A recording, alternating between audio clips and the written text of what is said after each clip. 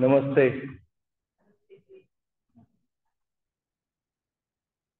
आज हमने बहुत सोचा था कि आज पूरा हॉल फुल होगा, तो कुछ ऐसा आज कुछ ऐसी चीज नजर आ रही है कि लोग थोड़ा थोड़ा कम है, पर अभी आ जाएंगे। और अ, बहुत दिनों बाद डॉक्टर महेश विद्यालंकर जी का हमारे यहाँ आने का मौका हुआ है।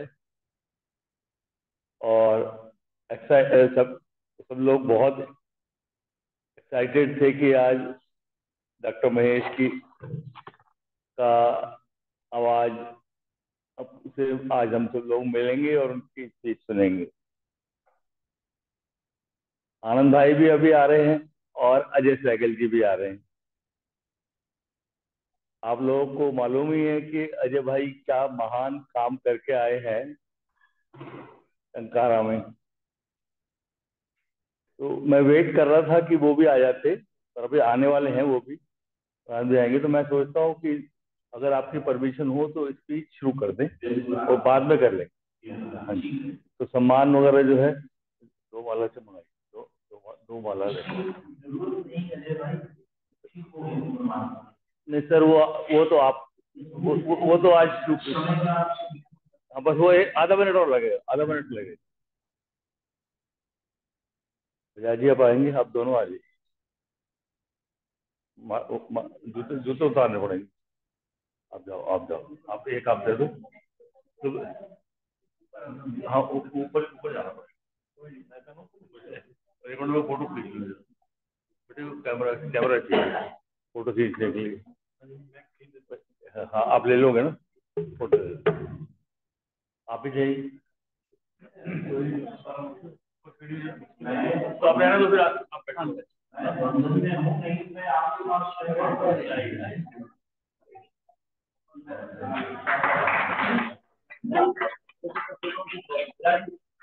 फोटो भी खिंचवा लो।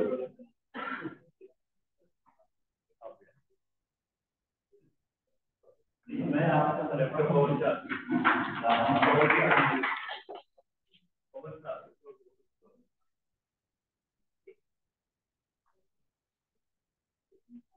मैं तो आ सकता हूँ। हाँ बिल्कुल।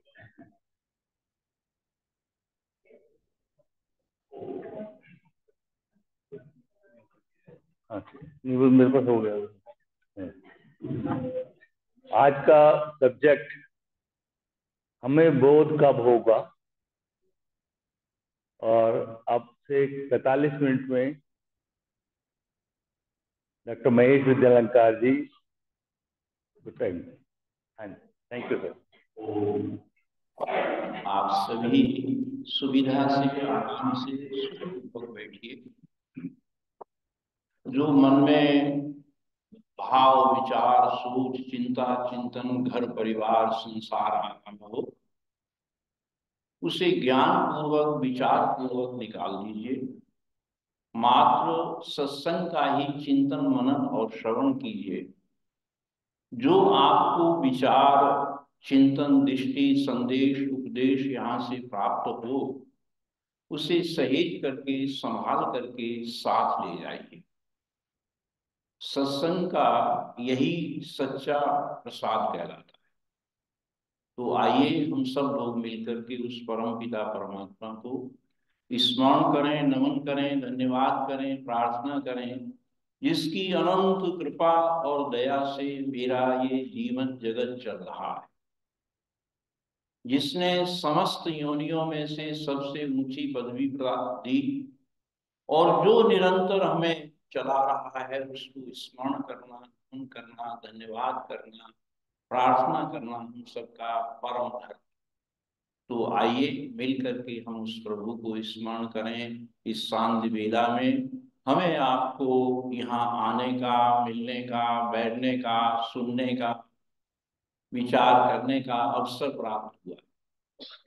मंदिर के सामने से निकलते हजारों लोग रोज हैं, आते हैं, जाते हैं। मंदिर में प्रवेश करने का सौभाग्य किसी किसी को मिलता है। इस दृष्टि से हम लोग बहुत भाग्यशाली हैं। आइए हम सब लोग उस प्रभु को स्मरण करें। ओम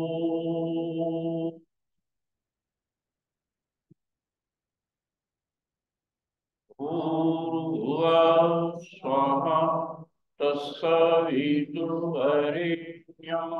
भर्गो देवस्य धीमहि धियो यो नः प्रचोदयात्। ॐ विश्वानि देव सवितर्दुरितानि वरासुः यद्भद्रं तन्नयासु। ॐ अस्तु मा सद्गमय तमसो मा ज्योतिर्गमय मृत्योर्मा अमृतं गमय। ॐ शांति शांति शांति। श्रद्धा सम्मान और पूजा की योग्य मातृशक्ति सम्माननीय श्रीमती मृदुला चौहान जी, श्रीमती मधुलिका जी, सम्माननीय अंजू बजाज जी, मेरी सभी मातृशक्ति, मैं आप सबको स्मरण करता हूँ, नमन करता हूँ। सभी सम्मानित प्रतिष्ठित उपस्थित भद्र पुरुषों, सम्माननीय श्री अजय आनंद जी बजाज साहब, हमारा अभिनव जी, अन्य सभी को मैं नमन करता हूँ, स्मरण करता हूँ। और जो जूम के माध्यम से हमारी जुड़ी हुई मातृशक्ति है भद्र पुरुषों, उनको मैं बड़े सम्मान से स्मरण कर रहा हूँ। जैसा कि आपने विषय दिया है कि हमें बोध कब होगा, ये मानव जीवन समस्त योनियों में सबसे श्रेष्ठ पदवी है। महाभारत में व्यास ने लिखा, नहीं मनुष्यात् श्रेष्ठतरम किंचिद अस्ति। इस संसार में मनुष्य से श्रेष्ठ और कोई चीज नहीं है, कोई वस्तु नहीं है, कोई ऊंची नहीं। तुलसीदास ने भी लिखा, बड़े भाग मानुष तन पावा, सुर दुर्लभ सब ग्रंथ ही गावा। और नर्तन का पाना कोई बच्चों का खेल नहीं, जब तक जन्म जन्म के शुभ कर्मों का होता मेल नहीं। तो ये वास्तव में मानव जीवन बहुत उच्च है, महान है, श्रेष्ठ है। और अनेक जन्म जन्मांतरों के पश्चात ये इस मुकाम पर हम लोग पहुंचे। मंत्र आता है, परीति भूतान परीति लोकान परीति दिशस्थ प्रतिशस्थ। जाने कितने लोक लोकांतरों को और जाने कितनी योनियों को भोगते हुए इस मानव जीवन पर हम पहुंचे। तो इसका उद्देश्य भी बहुत श्रेष्ठ है, इसका उद्देश्य बहुत ऊंचा है। हम लोग संध्या में बोलते हैं, हे ईश्वर दयानिधे भगवत कृपया अनेन जप उपासनादि कर्मणा धर्मार्थ काम मोक्षाणाम संध्या सिद्धिर भवेन्न। हे परमात्मा, हम धर्म अर्थ और काम मोक्ष को प्राप्त करते हुए इस जीवन की सार्थकता को सिद्ध कर। इस मानव जीवन का बहुत बड़ा, चारों वेदों में एक ही चिंतन दिया गया है कि इस मानव जीवन की सार्थकता, उपयोगिता, महत्व तभी है कि मैं अपने को जान करके परमपिता परमात्मा के सानिध्य को प्राप्त करूं। मुझे एक छोटा सा उदाहरण स्मरण आ रहा है, उससे आपको और स्पष्ट हो जाएगा। जर्मन विद्वान शोपेनहावर नित्य प्रातः काल उठकर के एक वाटिका में जाता, आत्मचिंतन के लिए, परमार्थ चिंतन के लिए सर्वोत्तम समय ब्रह्म मुहूर्त सवेरे में। और ब्रह्म मुहूर्त के संदर्भ में एक नहीं अनेक भजन भी, जो जागत है सो पावत है, जो सोवत है सो होवत है, उठ जाग मुसाफिर भूर वही, अब नैन कहाँ जो सोवत है, टुक नींद से अखियां खोल जरा, यह प्रीतिकरण की रीत नहीं, रह जागत है तू सोवत। तो वास्तव में जिसने प्रातः गुरु गुरु ग्रंथ साहब में लिखा हुआ है कि जिसने अपना प्रातः काल संभाल लिया, उसका पूरा दिन ठीक रहता। ब्रह्म मुहूर्त, ब्रह्म से परमात्मा से जुड़ने का जो घड़ी है, सर्वोत्तम घड़ी समय कौन सा है? इसकी अनंत महिमा है। तो शोपिनहार नित्य वाटिका में जाता है, जिस वाटिका में जाता है उसमें पके हुए फल लगे हुए थे। तो अंधेरे में सवेरे सवेरे मालिक को शक हुआ कि कोई चोर फलों को चुराने के लिए सवेरे सवेरे आ गया। तो दूर से आवाज देता है, माली कौन हो, कहां से आए हो, किस लिए आए हो, क्या चाहते हो? चुप रहता है। माली को और शक हो गया है कि जो बोल नहीं रहा है निश्चित रूप से चोर होगा। झटपट लालटेन को जलाता है, लालटेन को ला करके शूरपनहार के चेहरे के सामने रख देता है और फिर वही दोहराता है, कौन हो, कहां से आए हो, किस लिए आए हो, क्या चाहते क्या हो? शूरपनहार हंसते हुए मुस्कुराते हुए कहता है, यही जानने के लिए तो मैं रोज प्रातःकाल वाटिका में आता हूँ कि मैं कौन, कहां से आया हूँ, इसलिए आया हूँ, और मेरा जीवन आने का प्रयोजन क्या है, लक्ष्य क्या है, उद्देश्य क्या है, मीनिंग क्या है। तो ये चारों प्रश्न जो माली को शोपनहार ने कहा था, ये चारों प्रश्न हमारे आप पर भी घटित होते हैं। हमारे आप पर भी यही सवाल होता है कि मैं कौन हूं, मैं शरीर हूं कि आत्मा? जड़ और चेतन के संयोग का नाम जीवन है। शरीर जड़ है, चेतन आत्मा है, दोनों के संयोग का नाम जीवन है। जब तक मिले हुए हैं तब तक जीवन है, निकलने के बाद मृत्यु हो जाती है, जिसको मृत्यु संज्ञा दी जाती है। तो क्या है कि हम आम आदमी की जो सोच है, चिंतन है, दृष्टि है, भाग दौड़ है, वो मिस्टीरियलिस्टिक है, बाह्य है, भौतिक है, शरीर के लिए। अगर हम विचार करें, चिंतन करें, ये सारा का सारा प्रातः काल से लेकर के सायकाल तक क्रियाकलाप, खाना, कोठी, गाड़ी, मकान, सामान, चीजें, फैक्ट्री, किसके लिए? शरीर के। विचार कीजिए, सारा का सारा। मगर ये भी स्मरण रखना चाहिए, शरीर से कीमती शरीर में रहने वाली आत्मा, मकान से कीमती मकान में रहने वाला व्यक्ति, कपड़ों से कीमती कपड़ों को पहनने वाला व्यक्ति। तो क्या है कि जो आज आदमी की सोच में ना, eat drink and B Mary, खाओ पियो ऐश करो, भूख भोलास करो, ये तो शास्त्र ही कहते हैं, आहार निद्रा भय मैथुनम च सामान्य वेतन पशु नराणाम। चार चीजें मनुष्य और पशुओं में बराबर है। पशु जगत भी भोजन करता है, हम भी भोजन करते हैं। पशु सोता है, हम भी सोते हैं, है ना? और पशुओं को दूसरों से भय लगता है, हम भी बलवान से डरते हैं। पशु संसार बनाता है, भी अपना संसार बनाते, चारों चीज बना।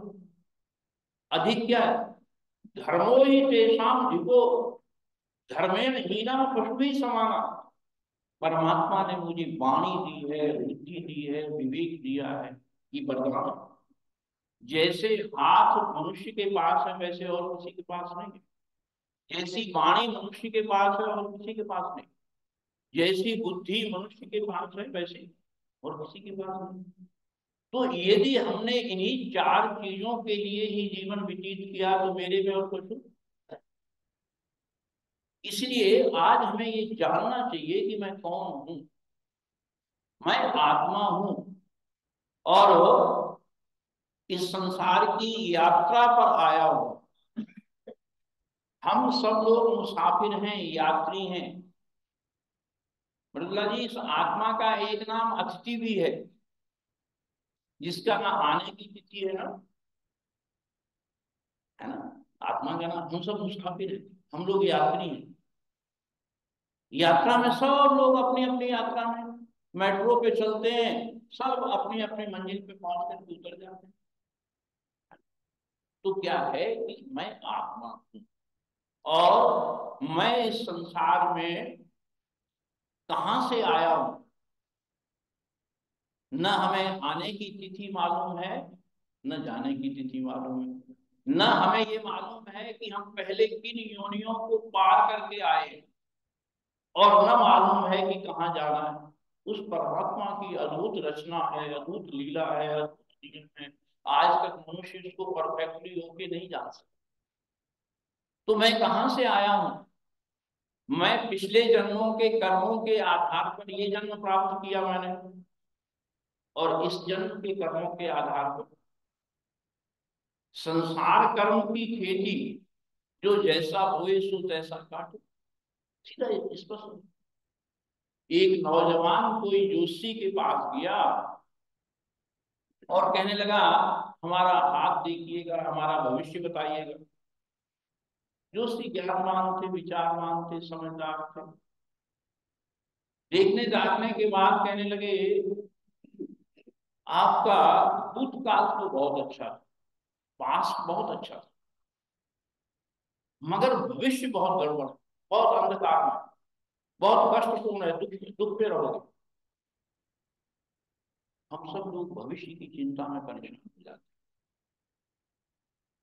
कहने लगा, महाराज बताओ तो, रास्ता बताओ कैसे। कहने, पास आपका भूतकाल तो बहुत अच्छा इसलिए था कि पिछले कर्मों के जन्मों के आधार पर आपको ये मानव जीवन प्राप्त हुआ, सुख साधन सुविधाएं प्राप्त हुई। जो तुम्हारा भविष्य है, आने वाला जीवन है, वो बहुत अंधकार में, दुख में, कष्टों में, परेशानियों में हो। कहते क्यों? कि वर्तमान के आधार पर ही तो भविष्य बन रहा है। तो वर्तमान में तो तुम कोई ऐसे श्रेष्ठ उच्च आदर्श कर्म कर नहीं रहे जिसके कारण तुम्हें भविष्य में अच्छा जन्म प्राप्त हो। तो वास्तव में हमें किसी को पता नहीं। वो एक पिक्चर की कहीं शुरुआत हो रही थी। दुनिया, इस दुनिया का यही फसाना है, एक धुंध से आना है, एक धुंध में, दुनिया का यही फसाना है, एक धुंध से आना है, एक धुंध में। कहां से आए, कौन देश से आए रे बदरा, कौन देश को जाए रे। बादल कहां से आते हैं, कहां से जाते हैं। तो कहा कि हम कहां से आए, अपने अपने कर्मों के आधार पर इस मानव जीवन को प्राप्त किया। तीसरा कहा कि जाना कहां है, किसी को पता नहीं। हमें डेट ऑफ बर्थ मालूम है, डेट ऑफ डेथ किसी को नहीं मालूम कब जाना। घर से जाना, हॉस्पिटल से जाना, दुकान से जाना, रोड से जाना, भाईजान से जाना, किसी को पता नहीं कहाँ जाना है।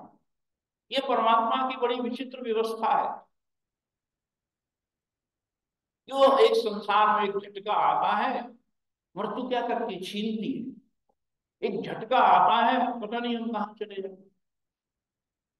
हमारे जो जाने वाले लोग हैं, दुनिया के कोने कोने में टेलीग्राम करो, सूचना दो, मोबाइल करो, अब व्यक्ति कहाँ गया किसी को नहीं मालूम।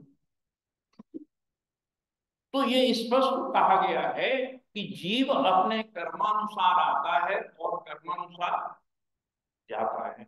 अकेला आता है और अकेला जाता है। तो कहा कि हमने जाना कहाँ है। देखो, अगर वो लेटर कहाँ पहुंचेगा, सोचो, इस पर एड्रेस ना हो, आपके पास टिकट नहीं है, आप जाने के लिए, यात्रा के लिए आपको टिकट चाहिए, कहाँ जाना पता नहीं। कोई व्यक्ति आपको बाजार में परिचित पड़ोसी मिल जाए और आप पूछे कहाँ जा रहे हैं, और वो पड़ोसी कहेंगे पता नहीं, तो हम क्या कहेंगे? सोचने की बात है, पता नहीं। हमसे आपसे पूछा जाए कि इस जीवन का उद्देश्य क्या है, कि पता ही नहीं, मालूम ही नहीं। हर चीज का उद्देश्य है। स्मरण रखना, दुनिया में परमात्मा की कोई ऐसी वस्तु नहीं है जिसका प्रयोजन न हो, जिसका कारण न हो, दलील न हो। परमात्मा की कोई निरर्थक चीज नहीं बनी हुई है। और परमात्मा ने किसी को दुख नहीं देता। परमात्मा सुख स्वरूप है। स्मरण रखना, दुख हम अपने कर्मों से भोग रहे हैं। परमात्मा दुख नहीं देता है। बताओ, दुनिया में परमात्मा ने कोई चीज दुख के लिए बनाई? सोचो, परमात्मा तो सुख स्वरूप है ना, आनंद स्वरूप है। तो परमात्मा ने कोई चीज दुख के लिए नहीं बनाई। अगर हम दुखी हैं, परेशान हैं, अशांत हैं, रोगी हैं, उसका कारण क्या है? हम श्री आनंद जी का स्वागत है, आइए स्वागत है। तो मैं आपसे निवेदन कर रहा हूं कि अगर हम अपने कर्मों के आधार, संसार में जन्म प्राप्त होता है, कर्मों के अनुसार हम संसार में चले जाते हैं, तो हमें ये निश्चित रूप से ये पता होना चाहिए हमने जाना कहाँ है। चौथा प्रश्न किया था कि हम आने का प्रयोजन क्या है, लक्ष्य क्या है, मीनिंग क्या है, हम इस संसार में क्यों आए।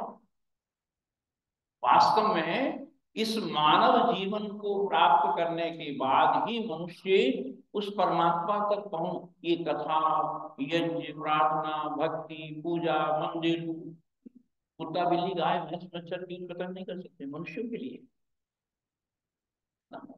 तो कहा कि हम इस संसार में एक प्रयोजन के लिए आए, रहना नहीं, देश बिगाड़ना है ना। इस संसार में हम सब लोग, व्यास ने लिखा काला पचति भूतानि, हम सब लोगों को काल समय पका पका करके खा रहा। तो हमें ये जरूर जानना चाहिए कि हमारे इस संसार में हमारी हमारे जीवन का प्रयोजन क्या है, लक्ष्य क्या है। आम आदमी को ग्रीड और नीड में अंतर नहीं मालूम। भ्रष्टाचार के मूल में लालच। आज आप देखिएगा लालच बढ़ता चला जा रहा है। जब व्यक्ति मेरी आवश्यकता क्या है, ये बाजार मॉल संसार हमारी इच्छाओं को बढ़ा रहा है। भौतिकवाद में एक बहुत बड़ी कमी ये है, इसमें और की इच्छा बनी रहती, कहीं ठहरता नहीं, कहीं रुकता नहीं, कहीं संतुष्ट नहीं होता है। क्या है कि ध्यान रखना, असंतुष्ट व्यक्ति, अशांत व्यक्ति, बेचैन व्यक्ति ईमानदारी से परमात्मा की भक्ति नहीं कर सकता। ईमानदारी मैंने जोड़ दी, दिखावे की, प्रदर्शन की, आडंबर की भक्ति चाहे कुछ भी हो, जब तक व्यक्ति अपने में संतुष्ट नहीं होता। व्यक्ति जब अपने कंपेयर करता है, सोचो जब हम दुनिया में पैदा हुए थे तब हमारे पास क्या था, अब क्या नहीं है। जो हमें आपको प्राप्त है वो करोड़ों व्यक्तियों के पास नहीं है। जब व्यक्ति सोचता है, देखो भक्ति कुछ नहीं है, ईमानदारी से सिंपल शब्दों में अंजू जी, भक्ति क्या है? सॉरी और थैंक यू। क्यों आनंद साहब, सॉरी और, यही है ना कि परमात्मा की जो मेरे से भूल हो गई है, गलती हो गई है, वो दोबारा रिपीट ना करो। प्रायश्चित मंत्र की आहुति देते हैं आप कि परमात्मा में सावधान हो जाओ। जिस परमात्मा ने इतना सब कुछ दिया है, तूने इतना सब कुछ दिया, मैंने तेरा धन्यवाद भी ना किया। कैसे चुकाऊं इन श्वासों का मोल, कैसे चुकाऊं इन श्वासों का मोल, वो जन्म देने वाले इतना तो बोल। जब व्यक्ति देखो थैंक यू कब करता है, जब व्यक्ति रियलाइज करता है, फील करता है, अनुभव करता है, एहसान मानता है, जिस परमात्मा ने इतना दिया हुआ, देने वाले ने इतना दिया, आंचल में ही न समाये तो क्या किया, झोली तक। तो वास्तव में परमात्मा का स्मरण करना, धन्यवाद करना, आस्तिकता मानना, उसकी कृपा को, उसके एहसान को, उसके उपकारों को, यही तो भक्ति है। आपके 8 मंत्रों में क्या लिखा? अतः स्तुति प्रार्थना उपासना मंत्र। कीर्तन का अर्थ है कि उस परमात्मा की कीर्ति का गायन करो। कीर्तन उस परमात्मा की, तूने हमें उत्पन्न किया, पालन कर रहा है, उससे ही पाते प्राण हम तू दुखी होगा, ये परमात्मा का कीर्तन है। जब आप कीर्तन करते हैं तन्मयता से, तल्लीनता से, तो आपको क्या लगता है? आनंद आते हैं। तो और आरती का अर्थ होता है आर्त होकर के, बेचैन होकर के, व्याकुल होकर के पुकारना। आरती आर्त होकर, बेचैन, व्याकुल, परेशान होकर। स्वामी राम तीर्थ के बारे में आते हैं कि रात को सोते थे, सवेरे तकिया उनका गीला मिलता था। अध्यापक कुंज सिंह ने जमन में लिखा। और कहते थे आज की रात भी निकल गई तो नहीं मिला, सारी दुनिया मिली, तू ना मिला तो क्या मिला। रोते थे रात, एक मौका है हमें, गोल्डन अपॉर्चुनिटी है। तो कहा कि वास्तव में जितना हम, देखो वैदिक चिंतन बहुत बैलेंस देता है, भागने की बात नहीं करता। वैदिक चिंतन जागने की बात करता, अवेयरनेस। हाँ से तन से जागो, मन से जागो, विचारों से जागो, जीवन से जागो, शरीर से जागो, जागने की बात करता। आप अगर आपके ध्यान रखना, अगर आपके पास अवेयरनेस है, समझदारी है, ज्ञान है, विचार है, तो दुनिया में कोई प्रॉब्लम नहीं, कोई समस्या नहीं, कोई झंझट नहीं, कोई झगड़े नहीं। व्यास ने लिखा महाभारत में, जिसके हाथ में ज्ञान की टॉर्च है उसको परेशानी काहेगी।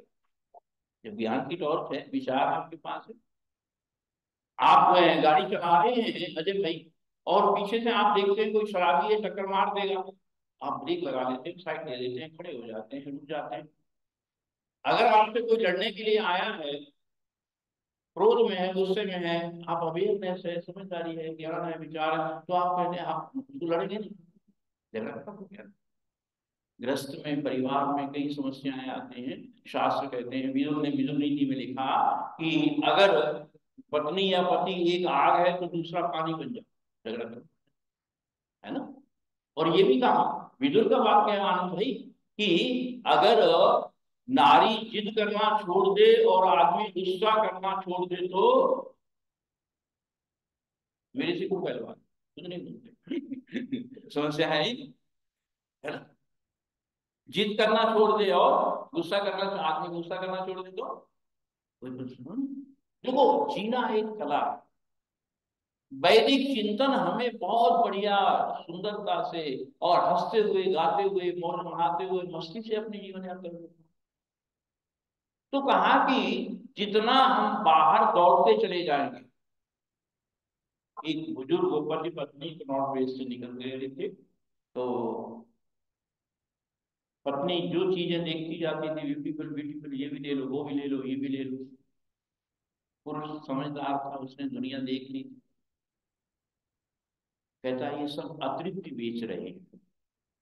बाकी देखो कितना गहरा है, ये इस बाजार क्या बेच रहा है? अतृप्ति, अशांति, और 100 साल का सामान लगा कर चले कल की। और तो क्या है कि आज जितना हम लालच में आते चले जा रहे, कई बार शादियों में, पार्टियों में जाते हैं, परिवार के साथ जाते हैं, वो मतलब अज्ञानता विद्या में पड़े हुए कुछ माताएं अज्ञानी, अज्ञान अवस्था में क्या कहती है बच्चे को, मोया उनकी भी खांदा और खा, है ना, और खा, है ना। प्लेट में खूब सारा पनीर भर दिया, सामान भर दिया, ये भी डाल दिया, क्या लालच। ध्यान रखना, एक मन का लालच होता है, एक आंख का लालच होता है, एक तन का लालच होता है। तो ये जो लालच आज बढ़ता जा रहा है, ये शांति का, इसलिए कहा अपनी वास्तविक जरूरत क्या है। आम आदमी जितनी दुनिया में इससे सिंपल, इससे सस्ती मशीन और कोई नहीं मिलेगी दुनिया में, शरीर से सस्ती मशीन कोई भी नहीं। 2 रोटी सुबह डालो, 2 दोपहर डालो, 2 शाम डालो, सारा दिन। पेट्रोल इतना सस्ता तो नहीं है ना, सस्ती है। ध्यान रखना, तीन चीजें हमारे शरीर की मूल है, रोटी कपड़ा मकान, तीन आवश्यकताएं, और तीनों स्टैंडर्ड एंडलेस है। सोचना, कोई व्यक्ति ये कह सकता है कि मेरे से बढ़िया किसी का मकान नहीं, कोई ये कह सकता है मेरे से बढ़िया कोई खाना नहीं खाता है, मेरे से कोई कह सकता है कि मेरे से बढ़िया किसी के कपड़े नहीं। तो जब सत्संग सोच देता है, विचार देता है, एक दृष्टि देता है, क्या करना है, मिनिमम पर अपने को एडजस्ट कर लो। एक संत कुंभन दास एकांत में अपने साधना ध्यान करते थे, पति पत्नी रहते थे, जो मिल गया खा लिया, अपने संतुष्ट रहते थे। राजा मानसिंह को पता चलता है कि मेरे राज्य में इतना उच्च कोटि का संत है, झट जाकर के उनके दर्शन के लिए चला गया। तो देखते हैं कि संत कटोरे में पानी रख करके अपने चेहरे का तिलक करता है। पानी में अक्स दिखाई देता है, चेहरा दिखाई देता है, कटोरे में पानी भरा और अपने चेहरे को देख करके तिलक लगा लिया। राजा मानसिंह को बड़ी अपने मन में ग्लानि आई, घृणा आई, मेरा राज्य का राजा होना व्यर्थ है। मेरे राज्य में इतना उच्च कोटि का संत होते हुए भी इसके पास एक छोटा सा शीशा भी नहीं। झट गया मंत्री के साथ, एक बहुत बड़ा शीशा लेकर गया, सोचने लगा ये संत मेरे राज्य के लिए, मेरे परिवार के लिए पता नहीं क्या क्या मंगल कामनाएं करेगा, आशीर्वाद देगा। संत के सामने रखा कि ये मेरी ओर से भेंट है। संत ने कहा इसे तुरंत मेरे सामने से हटाओ, ले जाओ, उठा लो, नहीं तो मैं इसकी व्यर्थ की झाड़ में, पहुंच में, रख रखाव में, हिफाजत में अपना मूल। सोचना, जितना टाइम मैं कपड़ों पे, सामान पे, गाड़ियों पे, चीजों पे लगाता हूँ, उसका 1000वां हिस्सा भी आत्मा पे लगाता हूँ। कर ले श्रृंगार बावरे पिया के घर जाना, कर ले श्रृंगार बावरे पिया के घर जाना, पिया पीता परमात्मा के पास जाना है, आत्मा को सजाना है। तो हम, हमारा जो ध्येय है ना, केवल मात्र बाहर का है। वैदिक चिंतन ये कहता है, ऋषि दयानंद का चिंतन ये कहता है, आर्य समाज का चिंतन ये कहता है कि उतनी इच्छाएं करो जितनी जरूरत है। जरूरत से ज्यादा इच्छाएं हमें क्या, गरीब बना देती। ध्यान रखना, आदमी गरीब होता चला जा रहा है। एक उदाहरण दिया कि एक चौराहे पे बैठा हुआ भिखारी, कटोरा आगे रखा हुआ है, जो आता है कटोरे में डालता जाता है, कटोरे को उठाता है, पिछले झोले में डाल देता है, फिर कटोरा खाली का खाली। सोच, विचार करो कि वास्तव में जीवन इससे बहुत आगे है, जीवन का महत्व इससे बहुत आगे। इसलिए जितना हम बाहर दौड़ते जाएंगे उतने अशांत होते जाएंगे, जितना बाहर दौड़ते चले जाएंगे। इसलिए आपका वैदिक चिंतन कहता है, बाहर की दुनिया से अंदर की दुनिया में आओ, भोग से योग की ओर चलो, भौतिकता से आध्यात्म की ओर चलो। आज विज्ञान ने बहुत उन्नति की है और महत्वपूर्ण उन्नति की है, स्मरणीय उन्नति की है, प्रशंसनीय उन्नति की है, किंतु जो उन्नति की है अजय भाई, वो सारी बाहर के जगत के लिए की, अंदर के लिए। यूरोप ने दुनिया को बहुत कुछ दिया, मगर उसके बजाय जो दिया है बाहर के लिए दिया, दिया कम दिया ज्यादा। जो दिया वो शरीर के लिए दिया, अंदर की शांति है, प्रसन्नता है, भाईचारा है, संतुष्टि है, आनंद है, वो सब ठीक। दिया बाहर, लिया अंदर। आज हर व्यक्ति अशांत है, बेचैन है, संतुष्ट है, ईर्षा द्वेष में है, दिन को भी नहीं चैन है, रात को भी चैन नहीं है, नींद नहीं आ रही। क्यों? कि वास्तव में वो अंदर से खाली है। जब तक व्यक्ति खाली रहता है तब तक आवाज करता है। घड़े को नलके के नीचे रखते हैं, जब तक खाली होता है तब तक आवाज करता है, बात को भरने के बाद आवाज बंद हो जाती है। तो वास्तव में इस मुकाम तक आते आते हम लोगों को अपने, एक विचारक ने लिखा, अर्थी उठने से पहले जिंदगी का अर्थ समझ में आ जाना चाहिए। देखो कितना छोटा सा वाक्य, अर्थी उठने से पहले जिंदगी का अर्थ समझ आ जाना चाहिए। तो इसलिए वास्तव में जो भी है, सुख और आनंद में अंतर है। देखो, शरीर सुख चाहता है, मन शांति चाहता है, आत्मा आनंद चाहती है, ठीक है ना। बाजार ने, मॉल ने, संसार ने सुख दिया, कान का, आंख का, मुख का, शरीर का, भोगों का, कितनी वैरायटी है आज। देखने की, सूंघने की, चखने की, कितनी, खाने में कितनी वैरायटी है। ये सब शरीर की। और जब तक हम इन भोगों को भोग रहे हैं तब तक सुख है। ध्यान रखना, जब तक जीव पर रसगुल्ला रखा हुआ है तब तक स्वाद लग रहा है। गले के नीचे जो भी चीज जाती है वो फट जाती है, उसका कोई स्वाद नहीं रह जाता।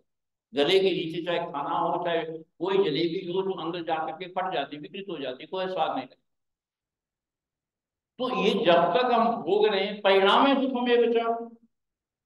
उदाहरण है, खुजली को, जब शरीर में खुजली आती तो हम खुजलाते हैं, कैसा लगता है? अच्छा लगता है ना। और परिणाम में कोई जलन देती है, दुख देती है, बेचैनी देती है। तो कहा कि हम इन जिन पदार्थों को जब तक भोग रहे हैं तब तक सुखदायी है, परिणाम में दुखदायी है। भर्तरी ने स्पष्ट लिखा, भोगे रोग भयो। भर्तरी का अमर वाक्य है, भोगे रोग भयो। जहां भोग होंगे वहां पर रोग ये कौन हो सकता है। आज खाने की कितनी वैरायटी है और रोगों की, ठीक है ना। भोगे रोग में, जहां भोग है वहां रोग आएंगे, रुक नहीं सकते। इसीलिए आपका चिंतन क्या कहता है, संसार को भोगो दवाई की तरह। देखो कितना बढ़िया है। दुनिया को कैसे भोगो? दवाई ना अधिक खाते हैं ना, जितनी जरूरत है उतना प्रयोग करो। दुनिया में रहता हूं, दुनिया का तलबदार नहीं हूं। दुनिया में रहता हूं, दुनिया का तलबदार नहीं हूं। राह से गुजरा हूं मगर खरीदार नहीं हूं, है ना। दुनिया में आदमी को रहना चाहिए किस तरह, जैसे पानी में रहता है कमल। दुनिया में रहना है, मगर ये देखो आपकी आवश्यकता क्या है, जरूरत क्या है। तो कहा शरीर क्या होना चाहिए, सुख। और अत्यंत सुख, मैं अपने जून से जुड़े हुए मातृशक्ति भौतिक को एक निवेदन जरूर करूंगा कि जो आप अपने घर में बैठे ड्राइंग रूम में सुन रहे हैं, यदि आप मंदिर में आएंगे तो भाव, भावना, तरंग, वातावरण कुछ और, उसका प्रभाव कुछ और होगा। और अच्छी चीज पाने के लिए तपस्या करनी पड़ती है ना। बड़ी चीज पाने के लिए छोटी चीज छोड़नी पड़ती है। बड़ी पोस्ट ज्वाइन करने के लिए छोटी पोस्ट को, जो आप लोग अनुभव कर रहे हैं वो जीवन पर बैठे हुए मातृशक्ति, वो ठीक है, सुविधा बैठी, सुविधा, अत्यंत सुविधाएं। देखो, सुविधाओं को छोड़ करके, साधनों को छोड़ करके ही साधना होती है। साधनों को छोड़ करके ही साधना होती है। तो क्या करना है कि शरीर सुख चाहता है और मन शांति चाहता है ना। जो आज मन तनाव में, दबाव में, अशांति में है, क्या है, महाअश्लोक। हमारे भाई श्री अजय सहगल जी आ रहे हैं, इनके प्रेरक महत्वपूर्ण सफल कार्यक्रम की ओर से हम सब लोग उनको बधाई, शुभकामनाएं, मंगल कामनाएं करते हैं। और एक बार इनका स्वागत है। बहुत बहुत बहुत सुंदर, सफल, प्रेरक और महत्वपूर्ण कार्य उन्होंने संपन्न करके आ रहे हैं, हम उनको बधाई देते हैं। तो मैं फिर आपको वही ले चल रहा हूं कि मन शांति चाहता है। जब हम और आप परेशान हो जाते हैं तो कहते हैं मुझे अकेला छोड़ दो। मन को महाअश्लोक, गीता कहती है बहुत खाता है, एक पल भी नहीं रुकता है। यज्ञाग्रतो दूरम उदयति तदु सुंदर। मुझे टाइम का यज्ञाग्रतो दूरम उदयति तदु सुप्तस्य तथैवैति। जागृत अवस्था में, स्वप्नावस्था में हम और आप जागृत अवस्था में मन को रोक पाएंगे, स्वप्नों में रोक पाएंगे, सोते हुए रोक पाएंगे? पता नहीं कहाँ कहाँ कहाँ कहाँ की यात्रा करता रहता है, भटकता रहता है, क्या क्या कल्पनाएं करता रहता है। इसको क्या करना है? इसको सीधे पासे लाना है। क्यारी में पानी देते हैं ना आप, तो जिधर पानी ले जाना चाहते हैं उधर तो रास्ता बना देते हैं, और जिधर नहीं ले जाना चाहते हैं उधर रोक लगा देते हैं। तो मन को, मन के साथ मन की तरंग को रोक ले, बस हो गया भजन। बुरी आदत को सुधार ले, बस हो गया भजन। मन एवं मनुष्याणाम कारणम मतलब मोक्षयो। मन ही स्वर्ग देता है, मन ही नरक देता है। मन देवता बना देता है, मन राक्षस बना देता है। मन स्वर्ग बना देता है, नरक बना देता है। इसलिए हमारे यहाँ मन के ऊपर बहुत चिंतन किया गया। ईमानदारी की बात है, ये गीता मन के रोगों की चिकित्सा है, दवाई है। अर्जुन को मन का ही रोग तो हुआ था, समय समाप्त हो रहे हैं। तो वास्तव में मन को शांत करने के लिए प्रकृति से जोड़ो, परमात्मा से जोड़ो, भजनों से जोड़ो, ये अपने पास बैठो, अपने को अपॉइंटमेंट दो। हम दुनिया को अपॉइंटमेंट देते अपने से बात करने की। तुम्हें गैरों से कब फुर्सत, कब हम गम से खाली। चलो मोहब्बत हो गई ना, तुम खाली ना खाली, है ना? अगर मन को वास्तव में आपने ठीक रखना है, और मन का समय नहीं है, मन का जो आधार है भोजन, महाश्लोक, भोजन और भजन में जितनी रिसर्च, डीप रिसर्च भारत में हुई है कहीं नहीं। बहुत अद्भुत चिंतन है। ये तो एक टॉपिक ही अलग है, इसमें कभी भूलेंगे। और आत्मा क्या चाहता है? आनंद, सच्चिदानंद, सच्चिद आनंद। और आत्मा क्या है? सच्चिद। प्रकृति क्या है? सत्य। हमारा क्या कटा है? सच्चिदानंद। परमात्मा के तीन विशेषण है ना, और आत्मा के सच्चिद। इसके पास क्या कट गया? क्या छूट गया? क्या खो गया? आनंद। आनंद किसके? पिताजी ने, माताजी ने बहुत बढ़िया आनंद नाम रखा है, सोच समझ के रखा है ना? आपने, आपको याद, जब आपको लोग नाम लेते हैं ना, तो आपने हमेशा अपने को याद रखना है कि मैंने आनंद को प्राप्त करना है, परमात्मा के आनंद को प्राप्त करना मेरी मंजिल। हाँ, इस पर, इस इस पथ का उद्देश्य नहीं है शांत भवन में टिक जाना। इस पथ का उद्देश्य नहीं है शांत भवन में टिक जाना, किंतु पहुंचना उस सीमा के आगे जिसके आगे रहा। अगर वास्तव में आनंद, सच्चे अर्थों में आनंद, आत्मा की भूख प्यास यात्रा सब कुछ आनंद के लिए। आप भजन बोलते हैं और चुटकी बजाते हैं, आंखों में आंसू भी आ जाते हैं, ताली बजाने लगते हैं, आपको क्या मिला? ज्ञानामृतम भोजनम। वो आत्मा का भोजन मिल रहा है, आत्मा का आनंद मिल रहा है। यहाँ आपको क्या मिल रहा है? इससे फिजिकली तो आपको बात को मिलेगा, आनंद मिल रहा है ना? तो वास्तव में आज हम उस आनंद से दूर हो रहे हैं। इसकी बहुत महिमा है, इसका बहुत विस्तार से विवेचन किया जा सकता है। मैं समय की सीमा में संक्षिप्त में मैंने कुछ चलते फिरते कुछ इधर उधर की बातें आपको की हैं। आप वो इनको साथ जरूर ले जाना, और घर बैठ के कभी जुगाली कर लेना। जुगाली समझते हैं, है ना? हमको लगाना, बचाना, सोते टाइम हमको अपना विचार करना। इन्हीं शब्दों के साथ आप सबके लिए बहुत मंगल कामनाएं, बहुत शुभकामनाएं। आप लोगों ने इतनी आत्मीयता से आनंद जी का, महल जी का, सबका, ये अजय सहगल का भाई बहुत दिन से मेरे पीछा कर रहे थे मैंने कहा मैं जरूर आऊंगा। बहुत धन्यवाद, बहुत शुक्रिया, मुझे बहुत अच्छा लगा।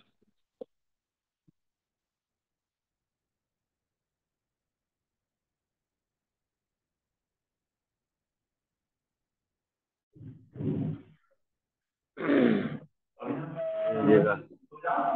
हाँ हाँ, वो उतार दे भाई। अच्छा भाई, आनंद भाई करें करें करेंगे।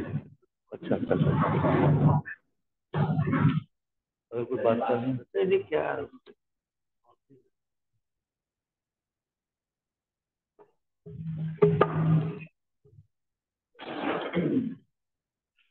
आपने सोचा होगा कि आज कैसे हो गया मंत्री जी, आके और बिना बोले ही चले गए। उसका वजह है, मैं मेरे बड़े बड़े भाई फाउंडर प्रेसिडेंट आनंद चौहान जी से बात कहूंगा कि वो संभालें इसको। और जो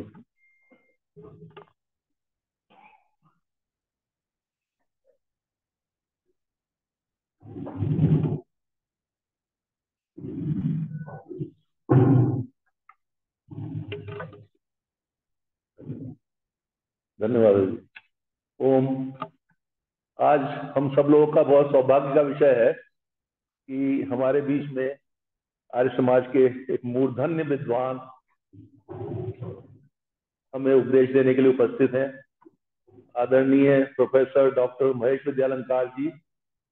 दुनिया में जहां जहां भी आर्य समाज है वहां इनको बहुत सम्मान से याद किया जाता है, सम्मान से नाम लिया जाता है।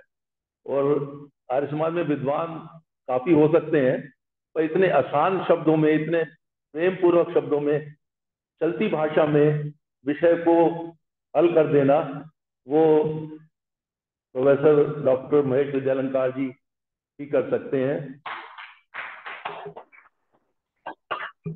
हमारे इस समाज के संरक्षक थे, अब तो स्वर्गीय हैं, श्री जे.एन. चौधरी साहब।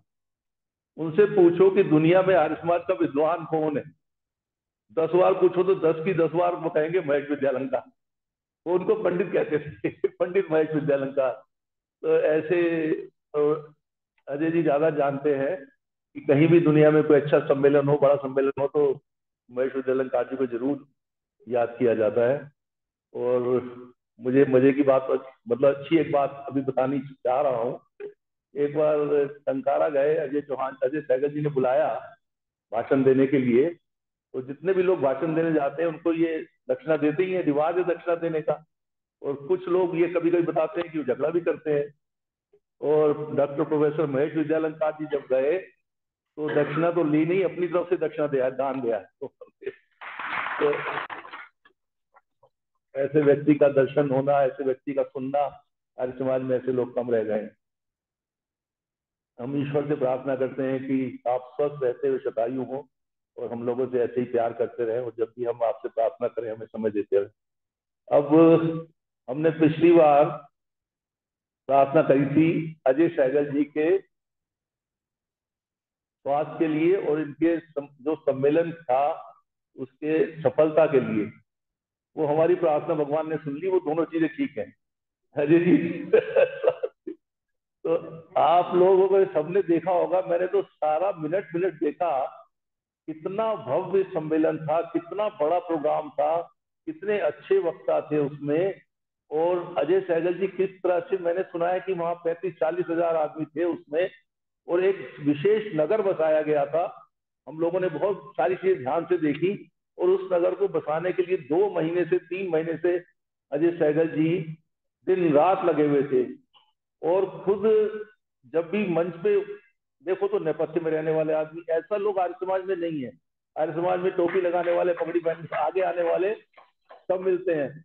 अजय सहगल जी को देखो आप, कहीं पे भी आपने इनको नहीं देखा होगा आगे बढ़ते हुए, पीछे सारे काम कर रहे थे।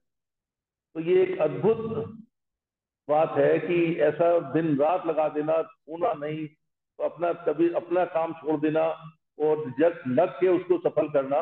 35-40 हजार आदमी बाहर, बहुत मुश्किल काम है, वो अजय सहगल जी ने सफलतापूर्वक निर्वाह किया। और मैं कह रहा था कि राष्ट्रपति को लाए, बहुत बड़ी बात है, केंद्रीय मंत्री आए, बहुत बड़ी बात है। और जो मैं बताने जा रहा हूं, एक मंच पे आर्य समाज के मंत्री स्वामी रामदेव, बालकृष्ण जी, स्वामी चिदानंद जी, जो बहुत भयंकर मठाधीश है, यथार्थ परमार्थ निकेतन वाले। आप लोग ऋषिकेश जाइए, परमार्थ निकेतन देखिए। हिंदुस्तान का नहीं, विश्व का कोई भी रईस, कोई भी बड़ा, कोई इंडस्ट्रीज कोई आता है तो वो स्वामी चिदानंद के पास ही जाता है, चाहे वो अडानी हो चाहे वो अंबानी हो। इतने बड़े आदमी को इन्होंने पकड़ के स्टेज पे बिठा दिया। कैलाश भाई ओझा, कैलाश ओझा जी, जिनके की 4 साल में टाइम मिलता है कथा का, वो इनके मंच पे बैठे हुए थे। एक मंच पे ये चारों विभूतियां। और अगर आप लोगों ने सुना है कि नहीं सुना, जरूर सुनिएगा। स्वामी चिदानंद जी जो परमार्थ निकेतन वाले थे, मठाधीश हैं, आर्य समाज से कोई लेना देना नहीं है।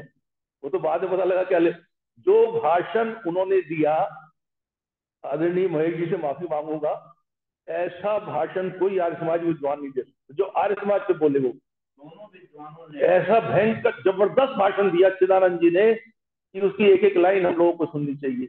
वो ये अजय जी को श्रेय जाता है कि उन्होंने इन सबको ऐसे इकट्ठा कर दिया। वो तो बाद में स्वामी रामदेव जी ने बताया कि उनके पिताजी आर्य समाजी थे।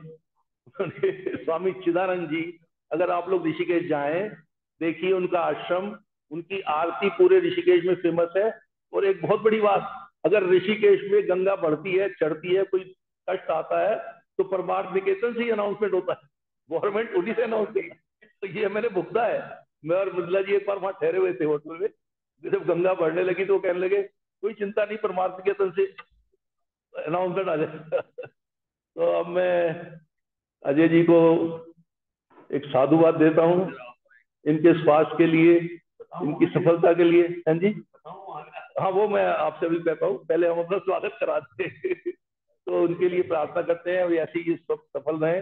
इनका थोड़ा गला बैठा हुआ है, इसलिए मैंने प्रार्थना की, पर चाहते हैं कि हम थोड़ा सा वहां का बता दें।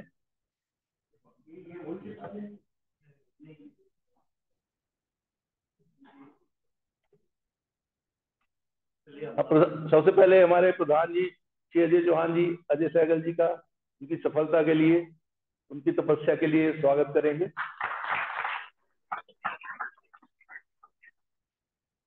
वो बुलाई किसको बुलाना है? धर्मवीर जी आइए।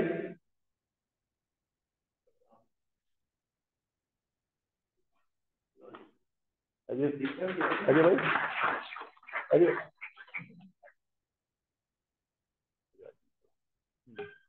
श्री बजाज जी से प्रार्थना करूंगा आप आए, अजय सहगल जी का स्वागत करें। धन्यवाद, आप उनको आशीर्वाद दें आप।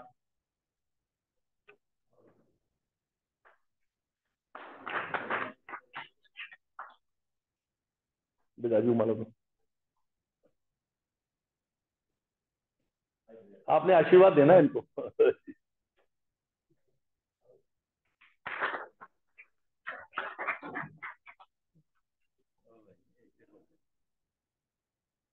धनंजय जी बैठे,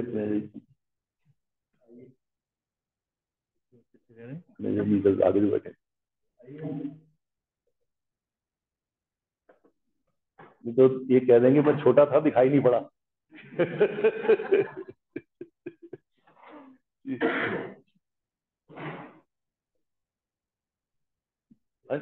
अंजू जी का रह गया, अंजू जी। अजय, अजय जी की सबसे पुरानी मित्र है ये। अंजू जी, अजय सहगल जी की सबसे पुरानी मित्र हो आप।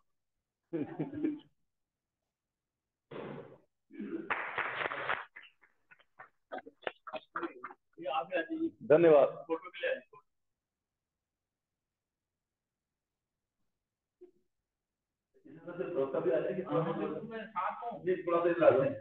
वो ऊपर फोटो आ रही है ना,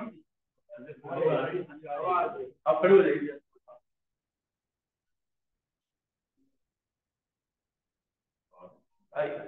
अब हम श्री अजय सहगल जी से प्रार्थना करेंगे कि वो अपने टंकारा के बारे में हमें कुछ, इस 200वें जो समारोह बनाया गया उसके लिए कुछ बताएं।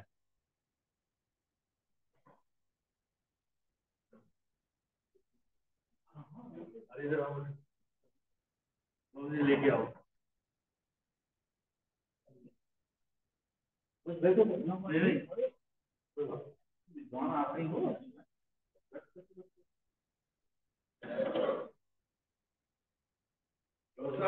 रणथंभौर में शादी करा के आया हीरो समाज का डंका हो जाए।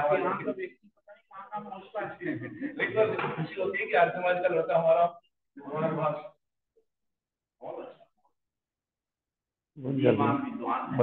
आगे जाए।